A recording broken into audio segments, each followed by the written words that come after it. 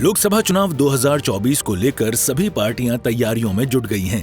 पार्टियां जहां एक ओर चुनावी रणनीतियों के लिए बैठकें कर रही हैं, वहीं बैठकों में अंदरूनी मसलों और कलह को भी खत्म करने पर जोर दिया जा रहा है।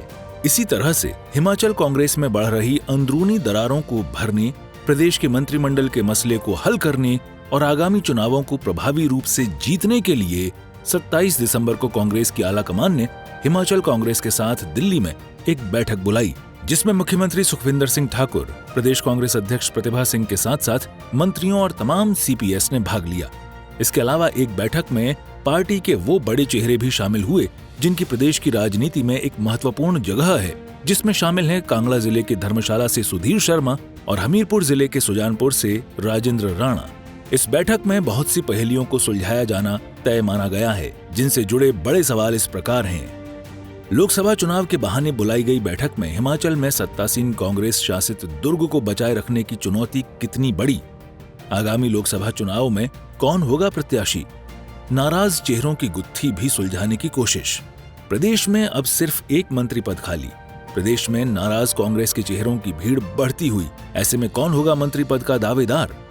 मंत्री पद की दौड़ में पिछड़ चुके दोनों बड़े नाम कांगड़ा जिले के धर्मशाला से सुधीर शर्मा और हमीरपुर जिले के सुजानपुर से राजेंद्र राणा को बैठक में हिस्सा लेने के लिए बुलाया गया। क्या दोनों को आगामी लोकसभा चुनावों में उम्मीदवार बनाएगी कांग्रेस? प्रदेश सरकार में अभी कई बोर्ड और निगमों के चेयरमैन और वाइस चेयरमैन भी तैनात होने हैं, मगर इनके लिए कौल सिंह, रामलाल ठाकुर, आशा कुमारी और कुलदीप कुमार जैसे चुनाव हार चुके हैवीवेट भी लाइन में खड़े हैं। दूसरी ओर इंद्रदत्त लखनपाल, संजय रत्न, रवि ठाकुर, सुरेश कुमार, केवल सिंह पठानिया, भवानी सिंह पठानिया और मंडी जिले से इकलौते जीते चंद्रशेखर की नई पीढ़ी की दावेदारी का भी अपना अपना दबाव मुख्यमंत्री सुखविंदर पर बनता दिखाई दे रहा है। वो भी तब जब भाजपा आर्थिक तंगहाली में इस मलाईदार ओहदों की लंबी होती लिस्ट पर सुक्खू सरकार से फिजूल खर्ची को बढ़ावा देकर अपनी कुर्सी बचाने के लिए सवाल कर रही है। लिहाजा दिल्ली में आलाकमान से हुई हिमाचल कांग्रेस की इस बैठक को महत्वपूर्ण माना जा रहा है। इसके साथ ही कांग्रेस के भीतरी सूत्रों के मुताबिक राज्य में लोकसभा चुनाव से पहले सरकार और संगठन में की जाने वाली ताजपोशी में नाराज चेहरों को एकजुट करने की कवायद से जोड़कर भी इसे देखा जा रहा है। माना यह जा रहा है कि सभी की मौजूदगी में कांग्रेस आलाकमान एक राय बनाकर प्रदेश अध्यक्ष, मंत्री पद और लोकसभा चुनाव के चेहरों को चुनने की महत्वपूर्ण गुत्थी सुलझाना चाहती है।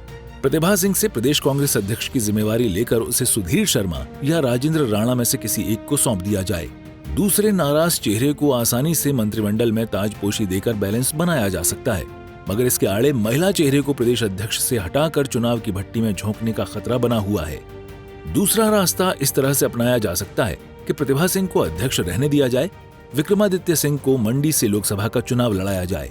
पहले से खाली पड़े एक मंत्री पद के साथ विक्रमादित्य सिंह के चुनाव में उतरने से खाली हुए मंत्री पद पर सुधीर और राजेंद्र राणा को कैबिनेट बर्थ दे दी जाए। इस फॉर्मूले में प्रतिभा सिंह अध्यक्ष बरकरार रहेंगी।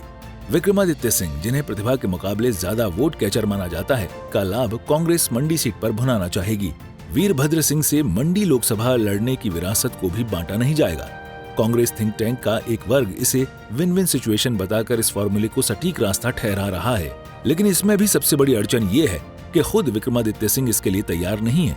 न ही वीरभद्र समर्थक इस फैसले में कोई लाभ देख रहे हैं, जिन्हें मनाने में कांग्रेस आलाकमान की भी परेशानी खड़ी हो सकती है। तीसरा, अगर दोनों विकल्प पर बात नहीं ठहरती तो कांग्रेस लोकसभा चुनावों में बिना कोई जोखिम उठाए एक मंत्री पद को लोकसभा चुनावों तक खाली रहने देने की इजाजत मुख्यमंत्री को दे सकता है। मंडी सीट प्रतिभा लड़ाना चाहती हैं या विक्रमादित्य सिंह, ये फैसला वीरभद्र परिवार पर छोड़ा जा सकता है और उनके फैसले को सम्मान देकर वीरभद्र लेगेसी के किसी भी अंतर विरोध से चुनावों तक बचे रहने के फैसले पर कांग्रेस आगे बढ़ सकती है। परेशानी यह है कि इस फैसले में न तो नाराज दो बड़े चेहरों के इर्द गिर्द खड़ी होती वोट बैंक की राजनीति को कांग्रेस सुलटा पाएगी, न ही कांगड़ा जैसे बड़े जिले के साथ हमीरपुर को भी वीक फुट पर जाने से रोक पाएगी। इस मामले में सिर्फ और सिर्फ एक को नुकसान नहीं होगा, वो है वीरभद्र परिवार और उनकी विरासत को। देखना होगा कांग्रेस क्या ये स्वयं खोने का जोखिम उठाना चाहेगी। उधर लोकसभा चुनावों से पहले कांग्रेस आलाकमान राज्य में सीपीएस मामले में हाई कोर्ट में चल रहे मामले को लेकर पैदा होने वाले समीकरणों पर भी चर्चा कर ठोस फैसला लेना चाहती है। इसके अलावा मंडी संसदीय सीट में अगर प्रतिभा सिंह या विक्रमादित्य सिंह में से ही किसी के चुनाव लड़ने के फैसले को मान भी लिया जाए तो बाकी 3 संसदीय सीट में कौन चेहरा होगा। अभी माना जा रहा है कि कांगड़ा से मौजूदा मंत्री चंद्र कुमार, शिमला से मौजूदा मंत्री कर्नल धनीराम शांडिल और हमीरपुर से राजेंद्र राणा, ये तीनों ही मंत्री पद के साथ विधायकी छोड़कर लोकसभा चुनाव की भट्टी पर तपने के लिए तैयार नहीं है। वैसे भी कांग्रेस के लिए 5 राज्यों के चुनावी नतीजों के बाद उत्साहित मोदी टीम के सामने हिमाचल में भी 3 और उपचुनाव का रिस्क फैक्टर खतरनाक साबित हो सकता है। भले ही 3 विधानसभा चुनाव में अगर हार भी मिली तो वह सत्तारूढ़ सुखविंदर सरकार के तख्ता पलट का रास्ता न तैयार करे, मगर हाई कोर्ट में 6 CPS की तैनाती के मामले को जो चुनौती दी गई है उसका विपरीत फैसला हिमाचल भाजपा के मिशन लोटस की आशंकाओं को प्रबल संभावनाएं दे सकता है। ये कांग्रेस आलाकमान से भी छिपा नहीं है। ऐसे में दोनों उम्रदराज मंत्रियों में से एक को पार्टी अध्यक्ष बनाकर भी कांग्रेस अपना हित साध सकती है। चंद्र कुमार को अध्यक्ष बनाया गया तो उन्हें उनके पुत्र नीरज भारती को लोकसभा की टिकट देने की पैरवी की जा सकती है, मगर कांग्रेस थिंक टैंक को धनीराम शांडिल्य को प्रदेश अध्यक्ष या आलाकमान में कोई शीर्ष जिम्मेवारी देकर उनकी पुत्री को लोकसभा का टिकट देना ज्यादा माकूल नजर आ सकता है। इस फॉर्मूले में कांग्रेस के पास एक राजपूत और एक अनुसूचित जाति की महिला चेहरे को लोकसभा चुनाव लड़ाने के साथ महिला वोटरों को लुभाने का बड़ा फैक्टर भी हाथ लगेगा।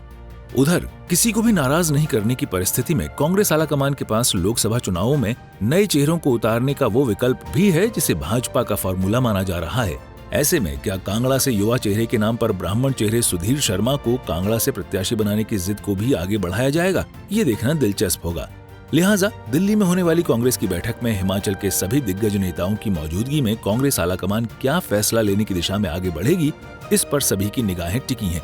आलाकमान का कोई भी फैसला हिमाचल में नई पीढ़ी की कांग्रेस राजनीति को भी दशा और दिशा देगा, ये तय माना जा सकता है, मगर अपने ही अंतर्विरोध पर खड़ी सियासत के बारूद को ये फैसला चिंगारी देगा या शांत करेगा, ये तय होना बाकी है।